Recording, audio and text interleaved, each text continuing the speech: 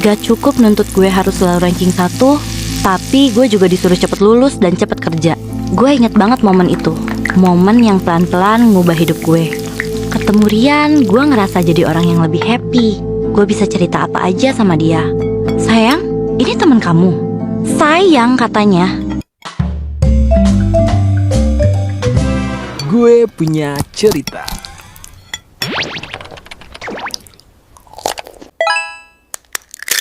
Peringatan, animasi ini dibuat dengan tujuan sharing pengalaman pribadi sang pengirim cerita. Dimohon untuk menghargai cerita tanpa menyudutkan beberapa pihak. Selamat menonton. Capek dan sakitnya ditinggal cowok waktu keluarga gue jatuh, rasanya emang kayak ditusuk ribuan jarum guys. Waktu ayah pergi dan toko kelontong bangkrut, gue pikir dunia gue udah runtuh semua. Tapi ternyata rasa sakit itu justru jadi bahan bakar gue buat buka mata dan lari lebih kencang untuk ngejar mimpi gue. Walau pada prosesnya harus penuh rintangan. Kenalin, nama gue Helen. Dan ini kisah gue merubah nasib dari seorang anak manja yang hancur jadi wanita mandiri yang belajar menghadapi hidup dengan berani. Gue lahir di keluarga yang berkecukupan. Orang bilang hidup gue enak. Gue minta apa aja pasti dikasih. Keluarga gue merupakan pengusaha terpandang di kampung halaman gue. Bokap gue yang udah ngerintis usaha dari dia baru nikah, lagi sangat menikmati hasil jerih payahnya. Nyokap gue juga ibu rumah tangga yang ekstrovert abis, alias sering banget ngadain acara di rumah buat undang tetangga. Sementara adik gue sekolah dengan baik dan benar. Tapi gue sendiri belum tahu mau jadi apa. Orang bilang hidup gue enak, tapi nyatanya gue hidup dalam tuntutan. Harus pinter, harus sempurna, harus jadi apa yang orang tua gue mau. Dan semakin lama itu jadi beban buat gue. Setiap kali bokap gue selalu natap gue penuh harap. Setiap kali pembagian raport, bokap gue selalu nuntut kesempurnaan. Dan itu bikin gue makin apatis sama hidup. Satu-satunya pelarian gue cuma musik. Gue masih inget momen paling bahagia buat gue bukan waktu liburan ke luar negeri atau dibeliin mainan baru, tapi waktu masuk jalan sendirian ke toko musik langganan. Di sana gue ngerasa hidup. Musik bikin gue bisa lebih ngerasain emosi. Gue selalu suka sama musik dari era 70-an, kayak Black Sabbath, Led Zeppelin, dan The Doors. Gue ngerasa musik mereka benar-benar musik. Dengan semua aransemen dan keterbatasan teknologi di masa itu, musik mereka tetap bisa melintasi generasi. Tapi roda hidup itu berputar. Kadang putarannya juga gak kenal ampun. Pas gue SMP, ayah kehilangan pekerjaannya. Ekonomi keluarga kami hancur dan membuat tuntutan ke gue jadi semakin gila. Gak cukup nuntut gue harus selalu ranking 1, tapi gue juga disuruh cepet lulus dan cepet kerja. Katanya gue harus bantu ayah, bantu adik gue, seolah itu jadi kewajiban gue. Dan maksa gue pelan-pelan lupain mimpi gue yang sebenarnya. Salah satunya kuliah. Pelan-pelan gue bisa lihat hidup gue hancur. Dan gue mulai berpikir, sebagai anak perempuan pertama, apa iya gue harus mengabdi sebagai tulang punggung keluarga? Apalagi adik gue yang cowok belum selesai sekolah, masih SD lagi. Serius nih, gue harus relain mimpi gue. Waktu SMA, kami buka toko kelontong di depan rumah. Gue sering disuruh jaga toko, tapi gue gak mau stuck dengan keseharian yang itu aja. Di sela-sela jaga toko, gue tetap belajar, baca buku, dan kadang main game juga sih. Hehe. Nah, sejak saat itu, gue jadi sadar kalau gue suka banget main Mobile Legends. Suka yang benar-benar bikin gue mau ngulik game itu, sampai akhirnya punya skill di atas rata-rata. Tapi kalau bokap gue lagi ke toko, gue buru-buru ganti skin, alias jadi anak baik yang ngasih kesan hobi baca. Karena bokap gue selalu mikir kalau semua hobi gue itu gak ada gunanya. Karena gak ngehasilin uang, jadi cuma buang waktu aja di matanya. Pernah suatu hari bokap mergokin gue lagi seru banget main game. Dia langsung marah. Kamu ini main terus, game itu gak bakalan bisa ngasih kamu makan. Gak usah mimpi kuliah, kalau makan aja susah. Gitu katanya. Kata-kata ayah ini nyakitin banget. Gue ngerasa tertekan banget dan jadi gak semangat ngelakuin apa-apa. Semua yang gue kerjain seolah jadi autopilot. Cuma musik dan game yang bisa bikin gue ngerasa hidup. Jujur, gue gak mau hidup kayak gini. Gue inget banget momen itu. Momen yang pelan-pelan ngubah hidup gue. Waktu itu gue lagi scrolling sosmed dan ketemu iklan suatu apps. Suka main game? Yuk hasilin uang dari hobi kamu. Gitu kata iklannya. Sebagai gamer Promax yang mau punya penghasilan sendiri, gue tertarik lah dengan iklan itu. Gue coba beraniin diri buat regis di apps itu. Gue juga baca baik-baik terms and conditionnya, karena gue masih gak percaya bisa dibayar cuma dengan main game. Awalnya emang canggung banget. Gue harus hadepin customer yang macem-macem, karena di aplikasi ini gamenya ada banyak, gak cuma Mobile Legends. Udah gitu ada layanan teman curhat sama sleep call-nya juga. Buset, gue harus dongengin orang tidur nih. Waktu pertama kali nerima order customer yang minta ditemenin ngobrol, gue canggung banget. Karena jujur, gue takut banget obrolannya tuh aneh-aneh.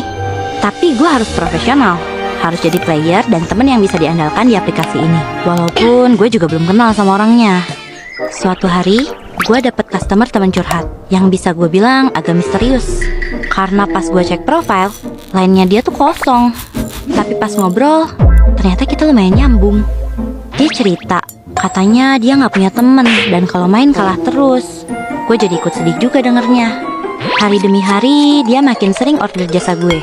Dan gue juga coba buat kasih pandangan gue.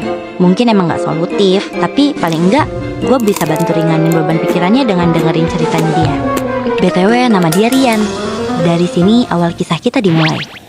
Buat gue, Rian itu beda. Entah kenapa gue selalu nunggu Rian buat order jasa gue. Biar kita main bareng terus, atau paling enggak ngobrol lah. Pelan-pelan perasaan spesial mulai tumbuh di hati gue. Gue mulai berpikir kalau gue sayang sama dia. Singkat cerita, akhirnya gue beraniin buat tukeran nomor sama dia dan ketemu sama dia. Ketemu Rian, gue ngerasa jadi orang yang lebih happy. Gue bisa cerita apa aja sama dia. Bahkan dia jadi sosok pendengar yang baik dan suportif buat gue. Karena dia nggak ngejudge. Dia juga ngasih gue semangat buat ngejalanin hidup. Tapi kebahagiaan itu direnggut paksa. Suatu malam, toko kami dirampok. Ayah yang saat itu sedang jaga toko sendirian berusaha melawan mereka. Tapi naas, ayah kalah telak. Ayah tewas di tempat. Dunia gua runtuh, hancur semuanya. Ibu gak kuat ditinggal ayah. Beliau depresi berat, gak mau makan, gak mau ngobrol juga sama orang. Adik gue juga jadi terancam putus sekolah. Semua beban rasanya jatuh ke pundak gue. Sebagai anak pertama, gue gak boleh nangis. Gue harus nunjukin ke ibu sama adik, semua akan baik-baik aja. Dengan tangan gemetar, gue ambil tabungan yang selama ini gue kumpulin buat kuliah. Gue relain mimpi gue. Uang itu gue serahin ke ibu dan digunakan untuk keperluan sekolah adik gue serta makan sehari-hari. Hari itu gue ke kosan Rian untuk mencari tenang. Tapi bukan tenang yang gue dapet, malah plot twist lain yang bikin gue makin runtuh. Rian terlihat panik dan cewek itu nanya, "Sayang, ini teman kamu?" "Sayang," katanya, "ini udah pasti bukan sekedar teman. Rian selingkuh." Hari itu gue gak ngomong apa-apa lagi. Gue langsung pergi dengan langkah gemetar dan hati yang remuk. Hati gue benar-benar mati rasa. Gue muak dengan hidup gue sendiri yang dipenuhi dengan nasib jelek. Tapi di lain sisi, gue juga gak mau hidup gue kayak gini terus. Akhirnya, gue putusin buat berhenti mengasihani diri sendiri. Gue hapus air mata gue pelan-pelan. Gue harus kerja, harus ngasilin banyak uang, bantu keluarga dan balik ngejar mimpi gue buat kuliah. Semua gue kerjain. Pagi urus rumah dan ibu, malam gue jadi companion game. Semua jenis customer gue temuin. Kesabaran gue diuji, empati gue juga diasah. Sampai akhirnya gue jadi player dengan rating tertinggi. Tabungan gue balik lagi, bahkan lebih banyak dari sebelumnya. Gue jadikan semua kemalangan yang baru gue alami jadi bahan bakar buat gue terus maju. Jadi manusia yang lebih baik lagi dan pantang menyerah.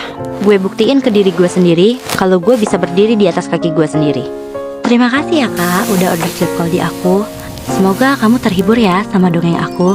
Sweet dreams. Yes kak, awas, jangan ke situ, biar aku aja yang maju kak. Kakak ambil posisi di belakang aku ya. Awas kak, awas. Tuh kan, aman aja kak. Kakak yang sabar ya. Aku paham kok itu pasti berat buat dilewatin. Tapi please, kakak jangan nyerah ya. Ingat terus kalau selalu ada yang bergantung sama kita. Jadi, apapun itu yang terjadi, pastiin terus kita tahu gimana cara buat buang energi negatif kita ya. Istirahat boleh, nyerah jangan. Semangat ya kak. Helen, maafin ibu ya nak.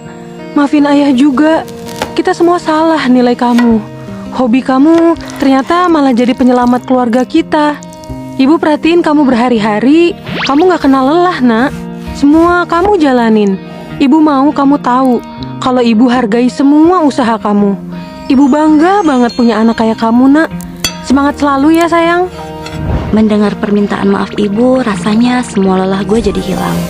Akhirnya mereka ngerti, dan ini bikin gue yakin kalau mimpi gue sebentar lagi bisa gue gapai. Gue cuma harus tekun kerja dan teguh buat jaga ibu dan adik gue. Gue juga coba mulai daftar kuliah di kampus yang gue mau. Segala cara gue tempuh. Belajar terus-terusan buat ngejar ketertinggalan, belajar bahasa, dan lain sebagainya. Sedikit demi sedikit, gue bangun lagi puing-puing keluarga kami. Toko kelontong gue buka lagi, lebih rapi dan lebih lengkap. Kondisi ibu juga udah membaik, udah bisa jaga toko sendiri dia. Adik gue juga bisa sekolah lagi dengan seragam baru.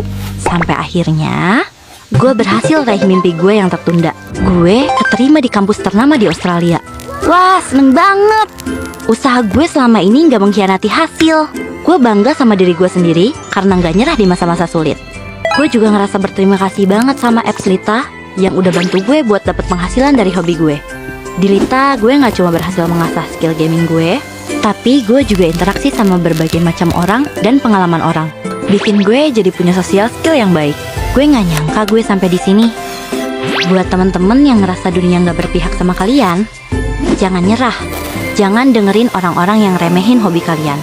Ubah rasa sakit jadi kekuatan untuk jadi pribadi yang lebih baik. Jadilah wanita independen yang gak bergantung sama siapapun. Kalau gue bisa, kalian juga pasti bisa. Sekarang, gue di sini, di Australia. Gue kuliah dan hidup mandiri. Gue juga masih jadi player Lita, karena kerjaan inilah yang nemenin gue dari titik nol sampai gue bisa ngeraih mimpi. Yuk, ketemu di aplikasi Lita. Gue bisa temenin kalian push rank, jadi teman curhat, atau bahkan nemenin sleep call. Gue tunggu ya.